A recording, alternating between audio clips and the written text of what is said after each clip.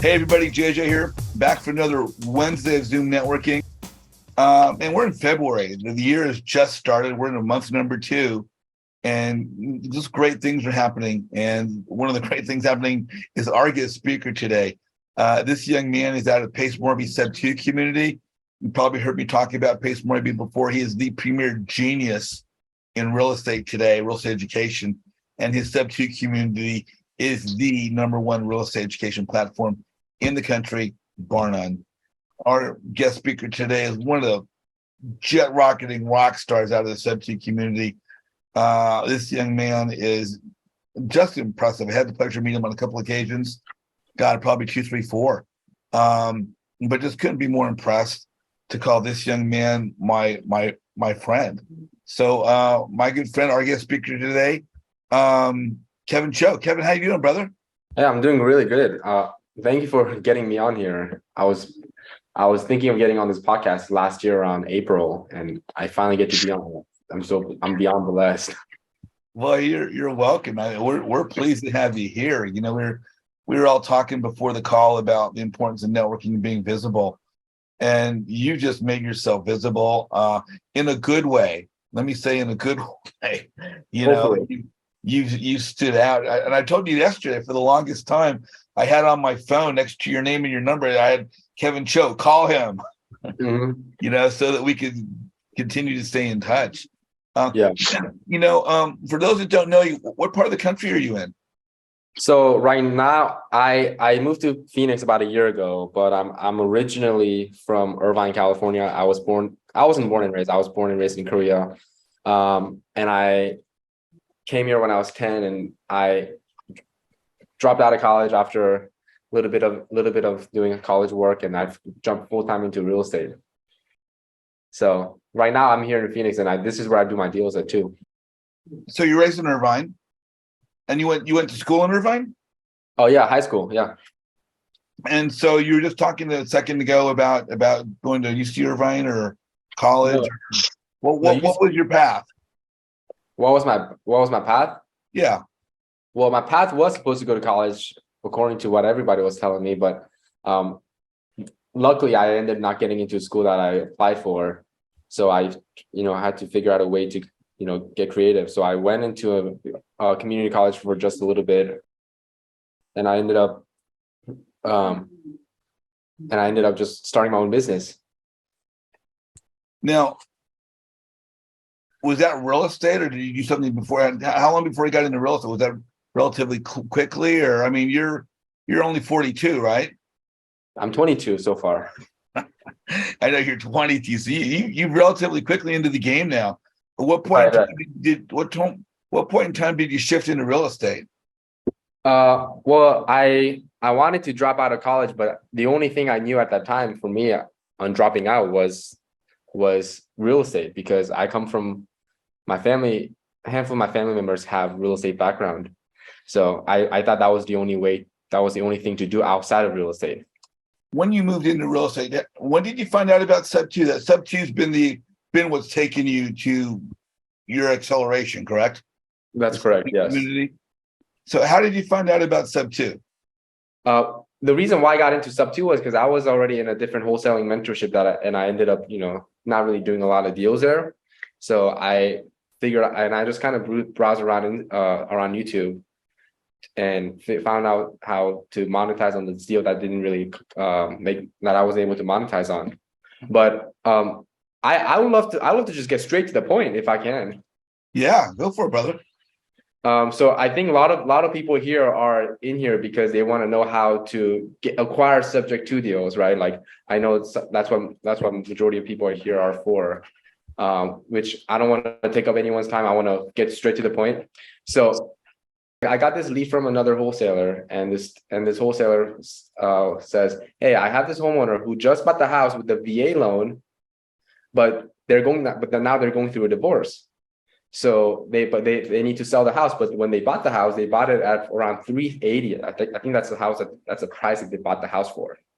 And but then now comes, a couple months into the market dipping, now they're in a position where they have to come out of pocket just to sell the house. And the house was not even listed with the agent. It was listed as a for sale by owner, and they owed way too much on the house. And I thought to myself, hey, if there's got to be way more people in the situations like this where they bought a house at the top of the market, and now they're in and now for whatever happens, for whatever life reasons, the homeowner actually and they have to sell the house. But when they bought the house, they put little to no money down on the house. So I went on PropStream that night, and I kind of play around with the filter, right? So the homeowner they have bought the house with a VA loan. They it was owned by an individual, so they're not owned by a big corporation. And now they have the house listed in the market after less than 1 year of ownership. So that's the list that I pulled, and I don't know if a lot of people know this, but the mortgage balance is actually is a public record. So whatever you see on the if you look up an address that's listed on the market, you can look up that house on PropStream and you can see what they owe on the house. So my method of reaching out to sub-2 deals was, hey, if they have the house listed for 400, but they happen to owe 370 or 380 on the mortgage, I'll rather those are the homeowners that I'm going to call after, and I'm going to go out. I'm going to call the listing agent. I'm going to tell them bluntly, hey, you don't have that much equity in the house. I'd love to come in and take over the mortgage payment. So I pulled a list. This is the house that I bought back in August. August is when we closed on the house. But if you look at the Zillow price and tax history, the homeowner bought the house in March of 2022. That's when the market was probably at its peak. So they bought it for 275, and a month and a half later, so that's a month and a half later, that they have the house, they list the house for 295, because obviously they bought it 275, no money down. Then they list the house. Obviously they don't get the price. They can't lower the price anymore because they owe basically 275. And if you look at what it was closed for, it's, we closed for 291. That's basically what the mortgage balance was. Plus we give them a little bit of cash in their pocket. And then I go on PropStream, and I'm like, there's got to be way more people that's in situations like this where they have bought the house and now they got to exit out of the house, but they can't. So I said, I'm here in Maricopa County, Phoenix. So I just type in Maricopa County and I play around with the filter, right? So I already have a preset filter here. I'll probably share that later. But here in the filters, you can play around with it, what you want to do. So what I wanted to do was, I wanted to obviously single family house, residential, single family, condo, and then sometimes I'll add a vacant land, because vacant land is typically a new build, like 2021, 2022 build, and it's still considered a vacant land on PropStream. And occupancy status, I put any, owner occupied, any, and then MLS status, I say it's on the market, active as and it's for sale, not for rent, because I don't want to look for houses that's for rent. And the ownership information, I put length of ownership. I put it 1 originally, but you can go up to 2 years. That's what I do. And then individual, it must be owned by an individual because it's easier to work with. And then the biggest thing is, you want to go after FHA and VA loans, because they typically have low equity on their homes. So and I get a very small list right here of 77 houses. Right. And if you guys want me to slow down, feel free to stop me, feel free to do whatever. And I'll always trace back. And I just kind of go through all the houses. So on the house on Tracy Lane, it's on unit 18. And I see what they have this house listed for. They have the house listed for 274. And it looks like they owe 237. Perfect. And it's a 2.9% interest rate. So imagine, like, if you're a homeowner in this spot where you bought the house for 274, but you owe 237 on the house. And if you got a full asking price, on the house, you're in a position where you have to lose money, right? So this house is actually expired. Perfect. Wait, no, I must pull up the wrong address. Let me pull up a single family house. Let's pull this one up. They have the house listed for 403. Yeah, perfect. They have the house listed for 403 here. And they owe around 365. So they basically have around just like 40 grand in equity. That's before the commissions and closing costs at a full price offer.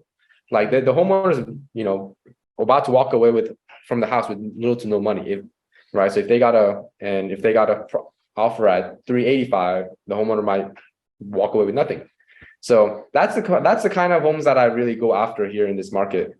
And I do this with Maricopa County, which is obviously where I live, and this is where I do my deals at.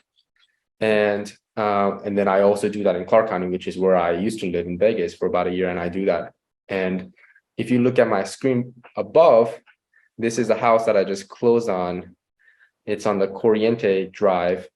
I just closed on this house, and it was the same situation, right? So I want to do a breakdown of another deal that I just did. That house was in Starling Mesa. So this house I just closed on about a week ago. 6412 Starling Mesa. The homeowner, you can see that the closing price for the house is like an odd number. And if you look at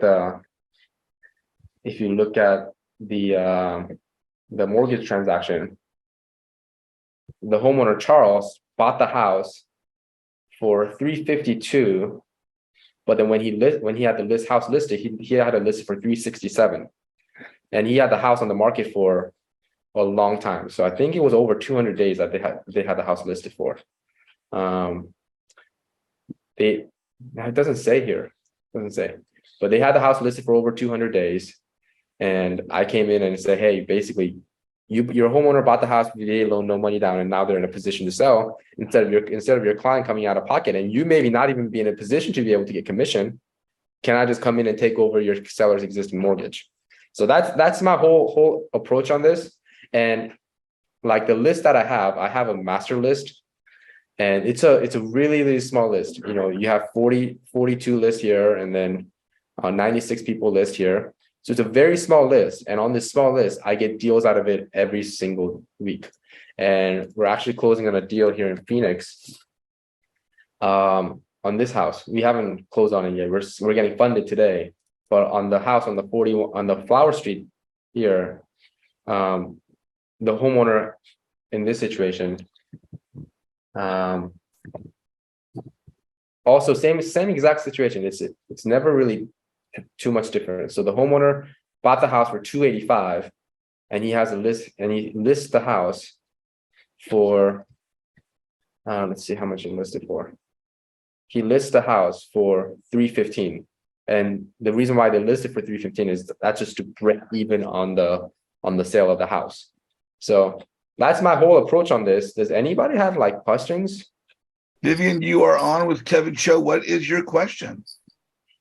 My question is I'm new, so I'm learning this strategy. That's what I'm going for. I'm calling agents, trying to find subject to deals. And I was studying, I thought we were offering asking price. So how do you approach the agent? Do you just offer a specific amount of cash for the homeowner based on how much they would make if they sold for that price? Or do you offer asking price and then they walk with more money? Or does it depend?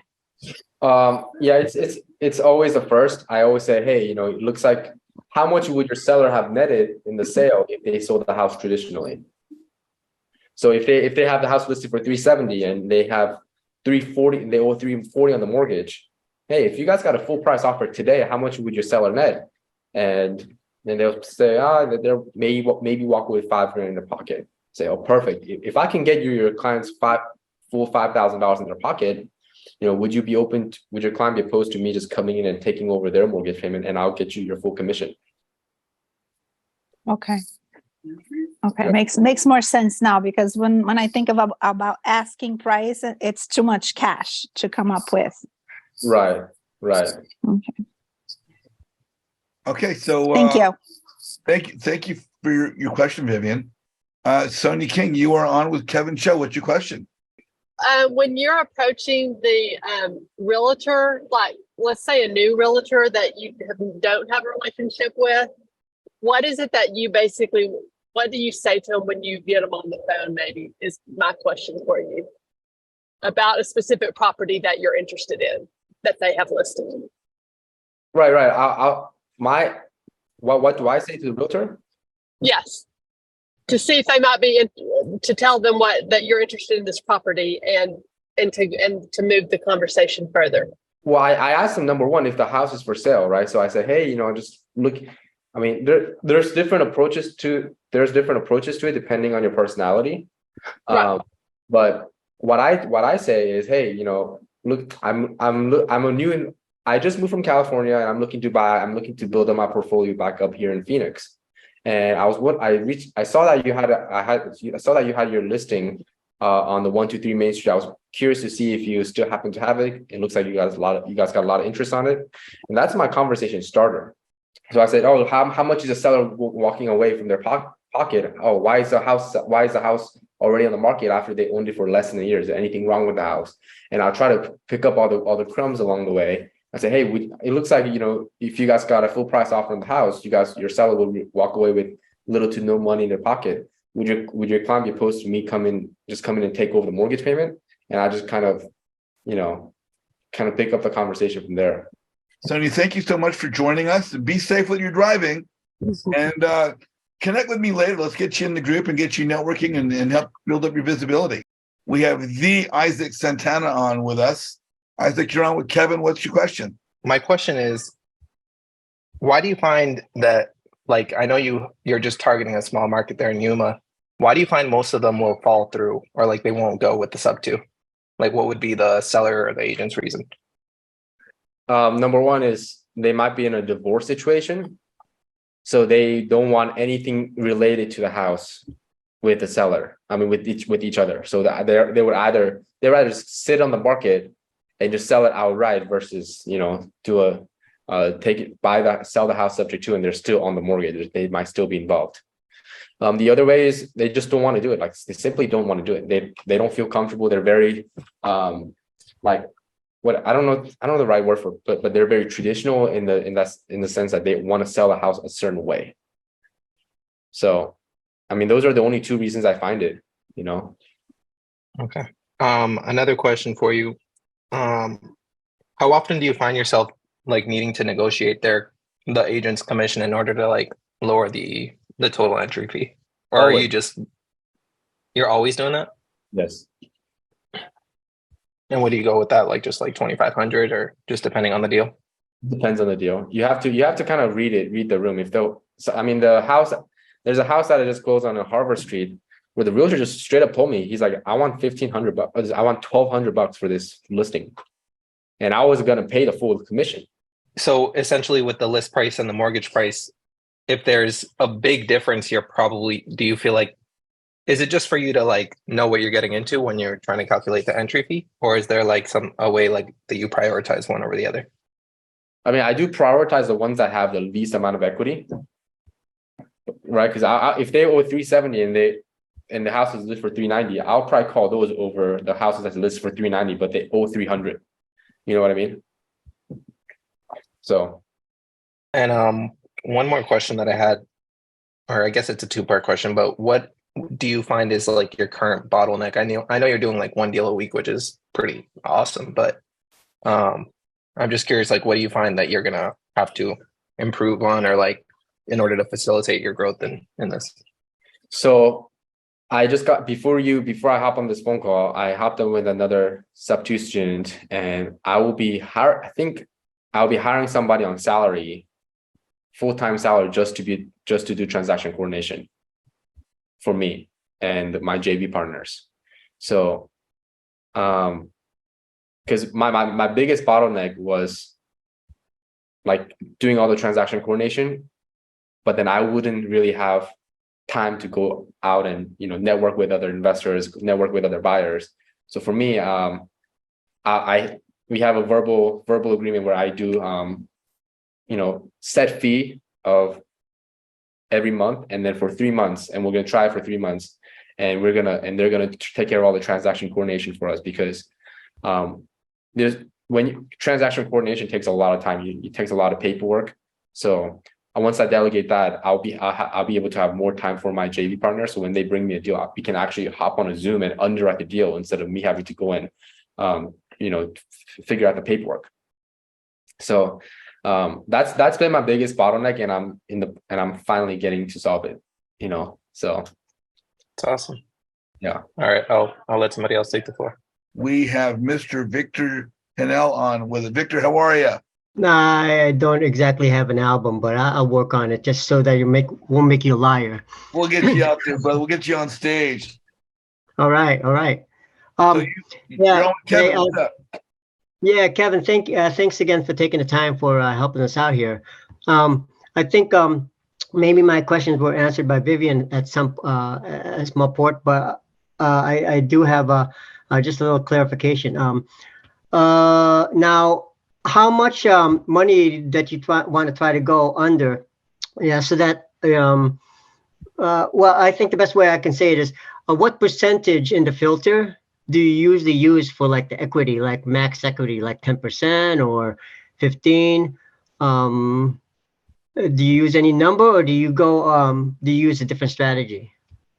It's a little bit more subjective for me, because for me, if they, it's not like a set amount. So if it's a $300,000 price point, and they have, the difference between what the house is listed for versus what the mortgage balance is, if they're, $20,000-$30,000, I'll consider that no equity. But then if you go after a higher price point home, if $500,000, $600,000-$700,000 house, and they have $40,000 equity, I'll consider that a very low equity house. So it's two different equity spectrum, depending on how much. It's more of a percentage, I'll say. Okay. Now, I was thinking, if I knew what the estimated mortgage balance was, okay, and then I would calculate the percentage that the commission, seller's commission would be, and I would add that, I would add that to the estimated.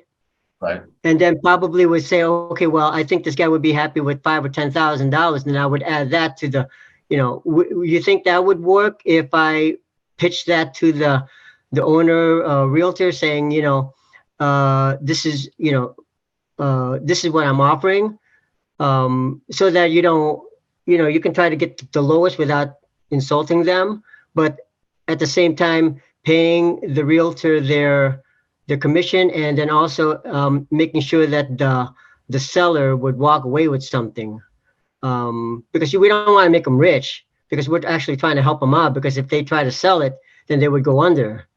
So, Right.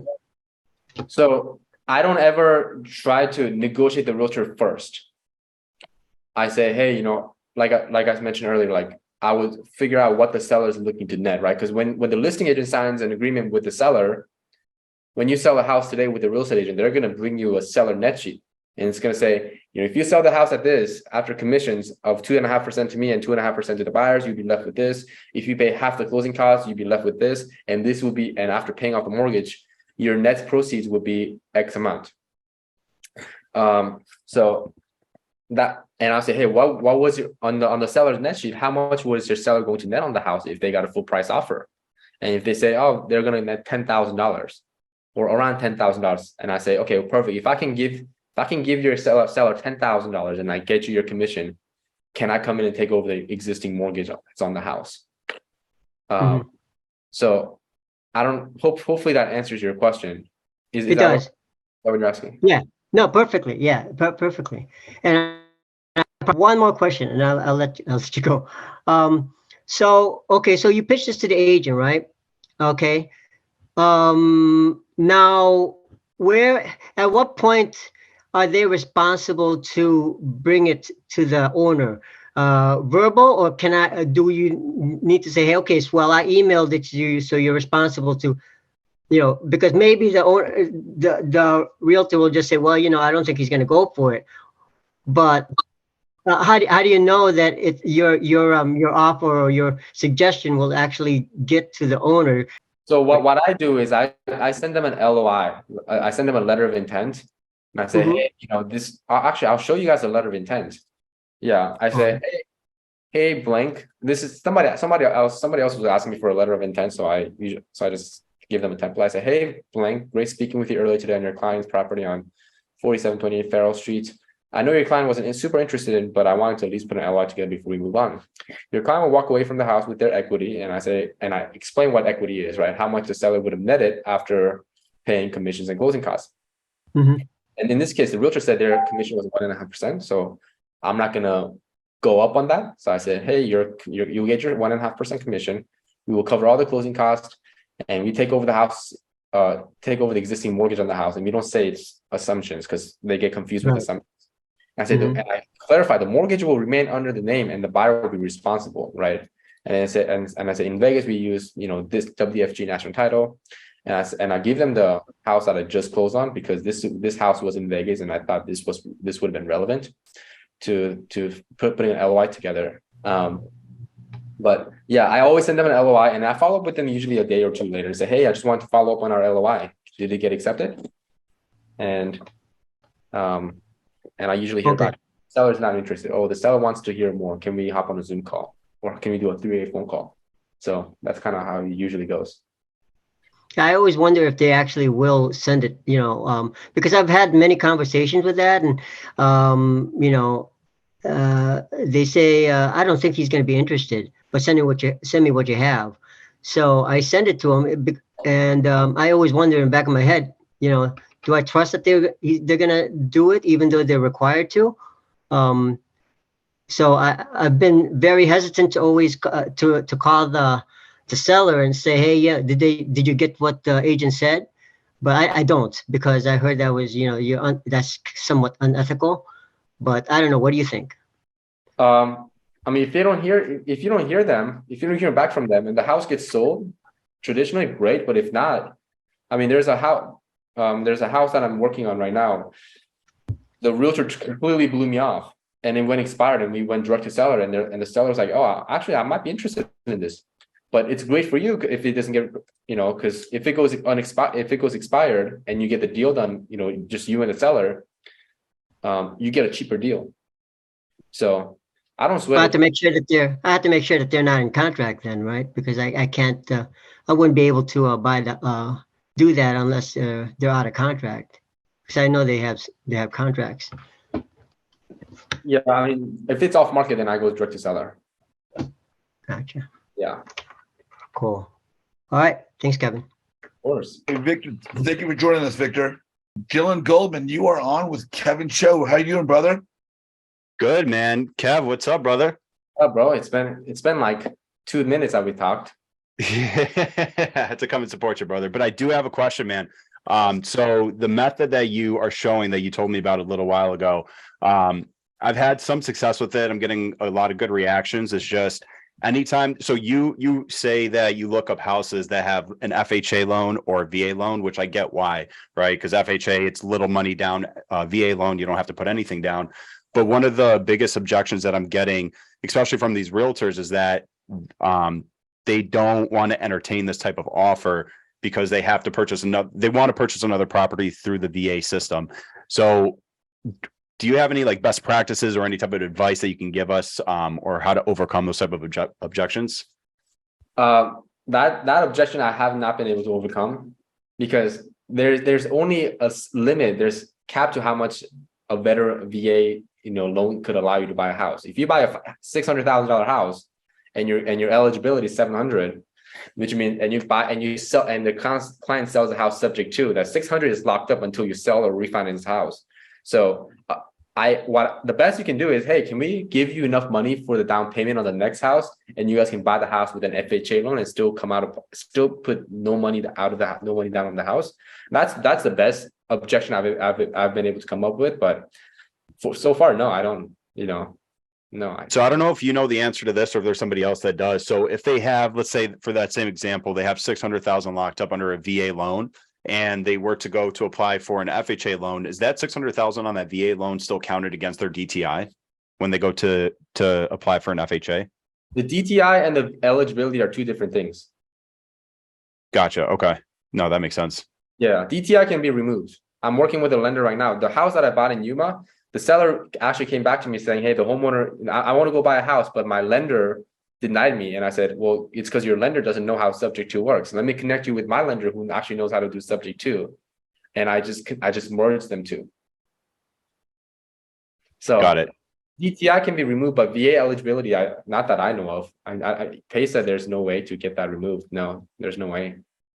Yeah, I didn't think so either. And that's just the main objection that I'm getting with the VA loans, is that they say, oh no, they are planning on buying another property through the VA program. So I've mentioned, they can explore other options with like FHA. It's just I didn't want to say that too confidently because I don't know exactly how that process works. If that 600,000 is still going to be counted against them, when they go to apply for a new mortgage through an FHA program.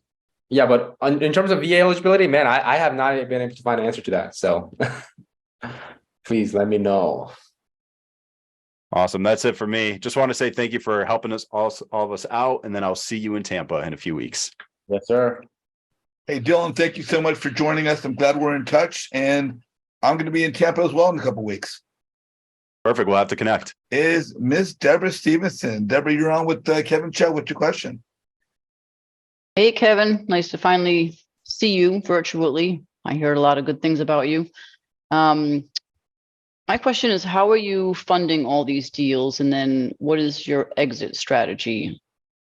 Right now, my exit strategy is assignment. So I don't All of them? Majority of them. I'm closing on the Flower Street with Pace. He's buying that. And then the house behind me was an assignment. And then I have 4 more assignments. Because the thing that I realized was once you buy a house, there's a lot of work that goes into it. So you have to buy them period.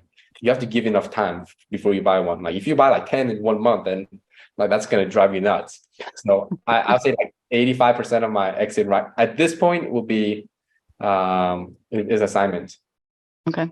Yeah. And are you funding with private money lenders or cheap partners or? Usually I bring in a partner. Yeah, I bought 7 with just partners last year. And Cool. so my partner will bring all the money and then I'll be the operator. But looking to get into some of them with private money. I'm actually looking for a primary residence. So for that case, I wouldn't want to bring in a partner. I would rather bring in a private money lender and just be the owner of the house because I don't want to live in a house where I'm only 50% owner of. Right. Makes sense. Yeah. Okay, cool. Well, I'm a private money lender in case I can help you out, just letting you know. Yeah. I'll write your name down.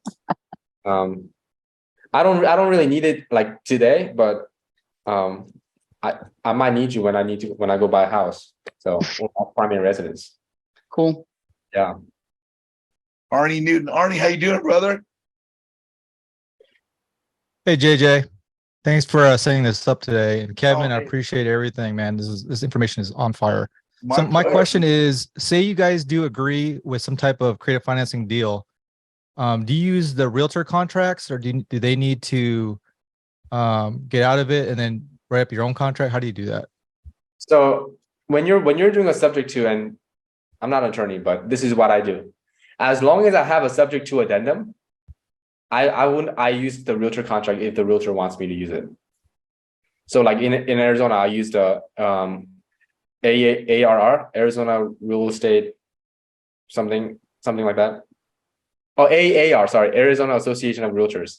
I use it Arizona just a state contract, and then I have a subject to addendum that I use next to it.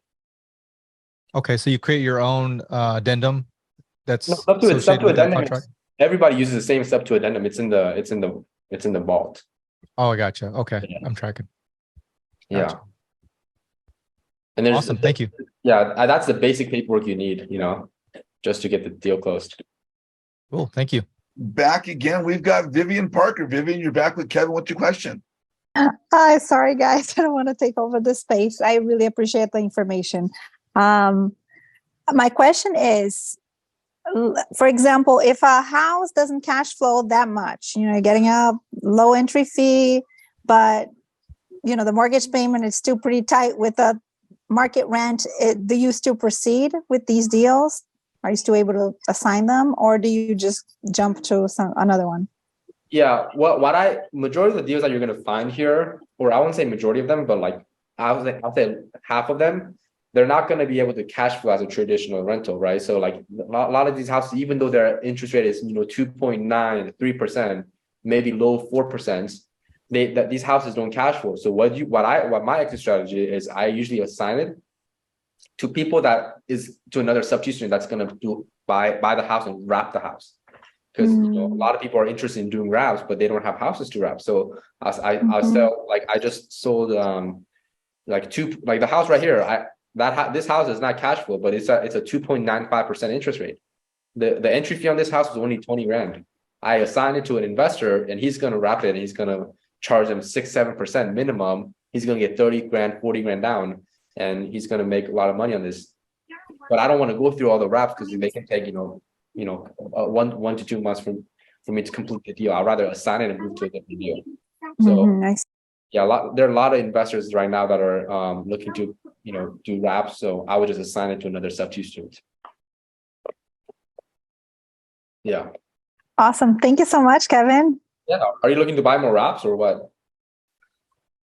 I'm looking to do what you're doing. Perfect. Yeah. I mean, I want to buy properties at some point, but I need to have some cash first. So yeah. I totally understand. So yeah, let me know. I mean, but I'll be hitting you up if I get some. The sub-2 deals are easier to sell, in my opinion. But that's my hope. Yeah. And I can help you out too, so don't worry. Thank you. Vivian, thank you so much. And Vivian, I sent you, JJ. I sent you a friend request. Hopefully we can connect. And I messaged you already. I tried to join your group. I don't know if I'm in. I saw that. We're connected now. So we'll make sure we get you in and get you. Build your network and build your visibility. Thank you, JJ. Jeremy, guys, is a rock star. He is one of the OGs, sub-2, true OG, and former guest speaker and a very good friend of mine. Jeremy Davis, you are on with Kevin Choe. What's your question, my friend? Hi, Kevin. I was wondering, if I was a new investor, what would you recommend I do first if I had a very low budget? Would it just be calling agents and trying to find properties on the market? What do you recommend? Well, you know what? That doesn't apply to you because you're loaded. No, but agent outreach, like, just to briefly go over it, like my overhead is very low right now before I start hiring other, parts of the business. So yeah, I think agent outreach is one of the cheapest ways to get your first deal, personally. If you were to spend money, what do you think the first thing you should spend money on? Any software, anything? What would you spend your first dollar on? My first money would be on PropStream to get the list, and any sort of DocuSign. But then outside of those, like, there's really not much you need to do. That is an amazing answer.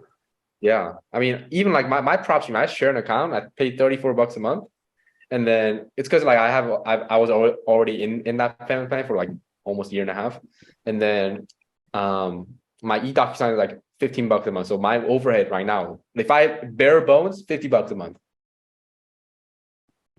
That's great. Kevin, is it at Kevin Choe 12? Is that where I find you on Instagram and social media and all of the places? Yes, it's Kevin Choe 12. Kevin Choe 12. All right. Well, I'm going to follow you. Instagram, everywhere. Thank you, Kevin Choe. Yeah. No, I when I saw you raise your hand, and you lowered it, I was like, I wanted to talk to you for a little bit. My baby was crying. He was doing fine for a second there, and then he just started just wailing. And so I was like, all right, well, I guess I'm not asking any questions. Yeah. But no, anyway. I love it when you show up for support. Thank you. Absolutely, brother. Yeah, we got some rock stars popping in on this one. Jeremy, thanks for joining us, brother.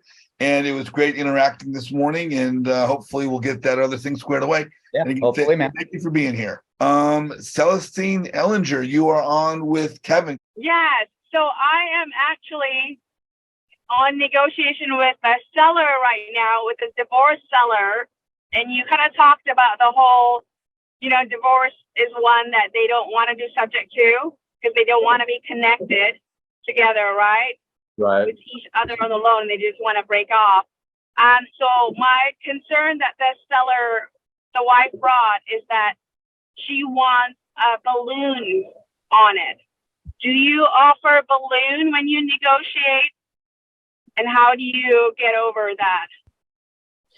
So personally, I don't give balloons on subject twos. I do give balloons on seller finance, but subject to is no, I don't give out balloons because my end product is if I'm assigning a deal to a investor that's going to wrap the house, I don't want to restrict them on. I don't want to shrink their buyer pool, right? Because if I to sell and say, hey, I'll pay you out in 5 years, and we get under contract, that means my buyer has to, buy the 5-year balloon when they go sell the house on a wrap, and not if people, and that shrinks up their buyer pool. So I always say, hey, we're gonna on paper we're gonna put it for the remaining of the mortgage, but in practice that's really not the case because we usually refinance or sell the house in 3 to 5 years. But I would not provide any loans on that. I refuse to. But that's me personally. Like I sold a deal to Pace where he says he agreed to a 5-year balloon on a subject to. He's not paying the seller any money, but he just has to refinance. He just has to refinance that loan out at some point. So you just tell her like that what I'm getting, right? You just like kind of not on paper, but you tell her like that, So it's basically just on promise then, like word. Yeah, exactly. Okay. And has that been okay? Like successful? Like they've been okay, or are they still coming up with the concerns? The same concern? No, I that has not been a problem for me. Okay. They usually come back. Perfect. Okay. So this is one that I found it on my own, and I am a buyer too, so I'm buying for myself. So if you're looking for anyone in Texas, I am a wrap buyer. And so any investment property, that's my end strategy here in Texas, especially in San Antonio. So do you have any? I have the cash, and so I am trying to put it to work. My other question is, if I were to bring something to you, how do we work together? Like, how do we figure out? Like, do we JV for a percentage, or do you give it like an assignment fee? How does that look like? Yeah, usually when we assign it, I just do 50-50, and I think that's okay. If I were to buy, if anything, I'll probably what your assignment fee would have been, your 50% of the assignment fee, what it would have been, that would be your assignment fee, and I'll just pay you out. Okay. Yep. Okay. Well, thank you. Appreciate you. That's all. That's my question. So thanks. Of course. If someone's going through a divorce and you're trying to talk about subject to, you have to think about one thing, guys, is that you don't want to have any hostile players in the deal. And just, getting a subject to deal is a great thing to get. But if there is a party that is going to be hostile and pushing back the entire time, 5 years down the road, even a cooperative seller 5 years down the road may change their mind. And so if you have a negative ex-wife or ex-husband that you just can predict is going to cause problems, I would personally not go down the subject to route, because it's very easy to see that things can go wrong and they can really screw that up. So just something to keep in mind. If you sense hostility, walk away from that. Yep. 100% agree. Jeremy, thank you so much, my friend. We have the Isaac Santana. Isaac, you are on with Kevin. What's your question, brother? So I heard you mention earlier that like 50% of the deals that you do sub to wouldn't cash flow with just the rentals. And so I'm kind of curious. I mean, I've underwritten deals for like trying to figure out if it's going to cash flow, but like, I'm not sure if you could walk us through how you go about that and just calculating like the cash on cash for the end investor or just like your entry fee overall. Well, if the deal doesn't cash flow, you have to get the entry fee really, really low. Right. So for me, like the deal that I'm assigning to Pace, that the PIT on that house is $1,280, and that house can rent for $1,950. So that house has a pretty good amount of cash flow, and it's 2.65%. Pace is paying $40,000 entry fee on that house. But then there's another deal that I assigned to Pace. He paid $20,000 all into the deal, but that because that house did not cash flow. So you have to make it up whether it's is there cash flow? If there is, then you can charge a little bit more. If there's no cash flow, then you gotta compensate that with lower entry fee. Because you don't want to give your buyer a non-cash flowing deal, but you charge them $40,000. Does that make sense? Yeah, but like if, for example, let's say that the end buyer is, maybe it makes sense that makes sense for like wrap buyers who are going to be selling it to a seller that's paying something like above market rent. But like, are you underwriting this for, or like considering people that are going to do like short-term rentals or Airbnbs or anything like that? No, I don't sell the deal as an Airbnb, because what happens if it doesn't work out as an Airbnb, right? So I was. So you're always underwriting it for rental rates? Yes. Got it. Yeah. But that's me personally. That's everybody. And you're trying to stay like under 10% of the ARV for your entry fee? Yeah, I try to stay under like 5%, to be honest. Wow. Okay. Thank you, man. Of course. Okay, Charlotte, you are on with Kevin Choe. What's your question? Okay, wonderful. All right, Kevin. So I'm just starting. I got VAs, whatever, in place, and so I'm just starting to call sellers and agents as of last week. And one of the things that I have been wondering and trying to make sure I have a buyer's list, and I'm trying to make sure that I'm presenting the best value to them is we don't know where the market's going to go with the houses. So how are you considering the possibility of a drop in prices and how that's going to affect the profit margin for your buyer? Or can you give me any insight into that? Any guidance? I mean, if that should not be your worry. You're not the one buying the house. Like, you should not have to worry for your buyers if the market is going to tank and the price is going to drop. That should be their part. If they come back to you saying the market dropped, and I want some sort of remedy, that wouldn't make sense. So I don't know. If you're just assigning the deal, I think you're doing way too much for them. Like, why does it matter to you if the market drops? They should have done their due diligence. Okay, I guess I'm caring too much.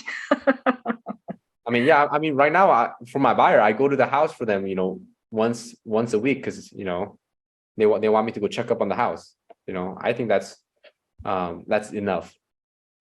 Okay. All right. Appreciate it. Celestine Ellinger, you are on with Kevin with the camera. Yes, I dropped my kid off. He's at swimming. So I have my 15-year-old in the car, and he wanted to ask you, Kevin, what does he have to do now to prepare to be like you at your age? And he had to get off to go to swimming, so he couldn't ask it. So I'm asking for him. Kevin, can I jump in on that? Yeah. I'm taking notes, so you guys can't fail me. Celestine, I would honestly say the first thing is to get him at 15 on these calls with you. Hearing the guest speakers every week is going to bring different sources of information, different fields of expertise. He's going to get introduced to all the different aspects of real estate investment. Through this, all these Zoom calls are recorded. They're all on my YouTube channel. I almost have 150 topics of knowledge of real estate education with people's background for how they got started. As your son gets going, it'd be a great introduction to what's happening. On my website, I actually happen to have a thread there link for books. There's about 30 different books that he could start reading on real estate investment, real estate motivation. He might want to start with Rich Dad, Poor Dad, which is a very common book to start with. But getting your son around the right people, getting him in the right environment. And I would say just exposing him to the YouTube. He could watch YouTube videos. And then from there, he wants to get on these calls. And it's on these calls, he'll meet other young people like himself that are in Kevin's case, 6-7 years of your son's own age. Mm-hmm. That's right. Okay. So yeah. Thank you. I want to, Jeremy, what do you think? You're now a dad. So. Well, Rowan is 2 months old, so I think is a little bit far from this question. But I think the answer, honestly, is what would you do for a 40-year-old or a 50-year-old or a 60-year-old? Surround them with the people that you want to talk to more.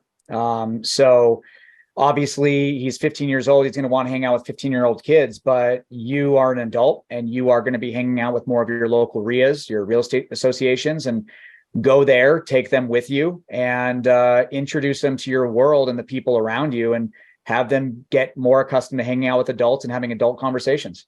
That's it.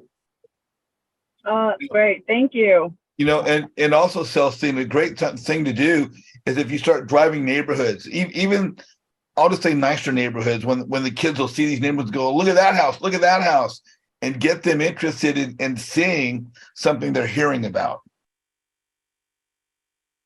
You know, So this is like my personal opinion, and this is coming from where I'm at. This is what I wish my parents would have done for me. Was my Korean parents were very strict, especially on my sister. So like they always put restrictions. They would always tell us, you know, don't do this, don't do that. I would say if your son is already asking these kind of questions, I wish my parents never placed anything on me. I wish they gave me way more freedom way earlier on. Because for me to even drop out of college, I had to fight my dad, my uncle, my grandma, my sister, and my grandpa. Like I had to fight everyone in my family just to be here.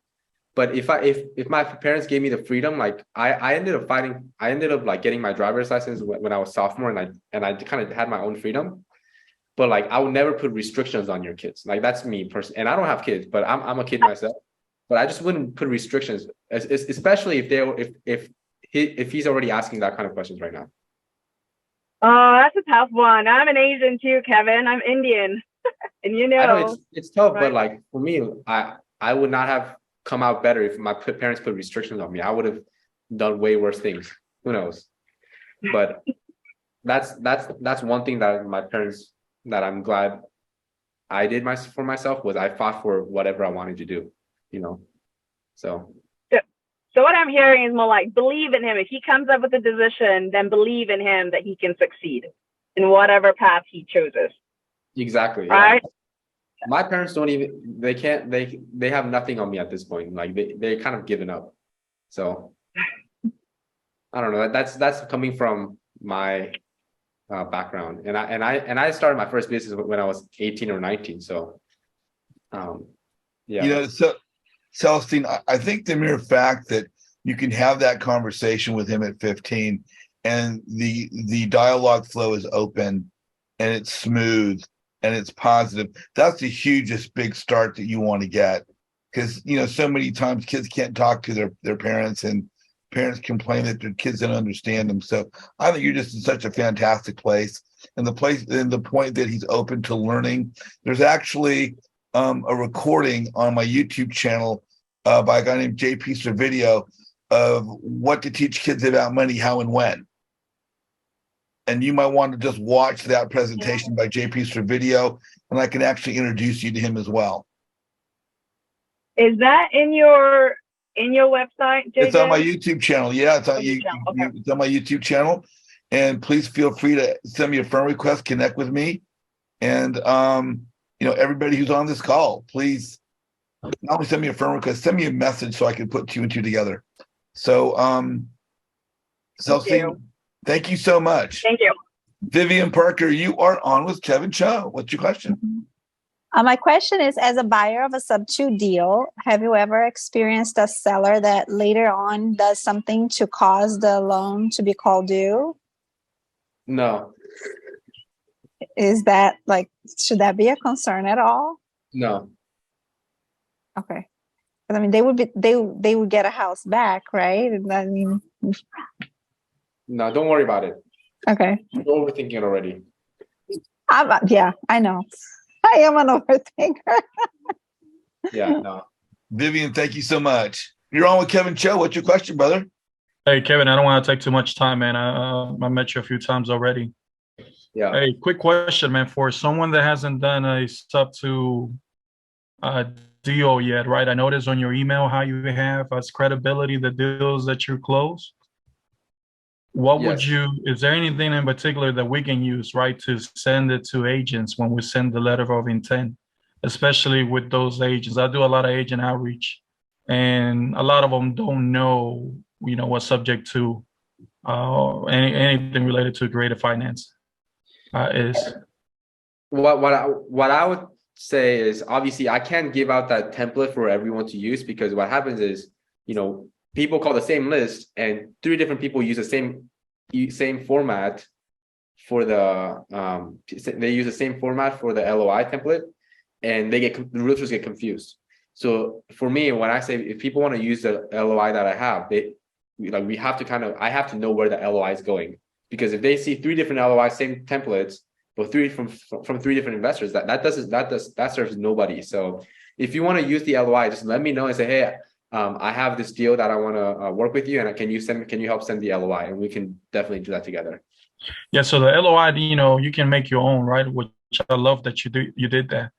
Right. But something more credible, right? I love the fact that you added even a picture of the deals that you close.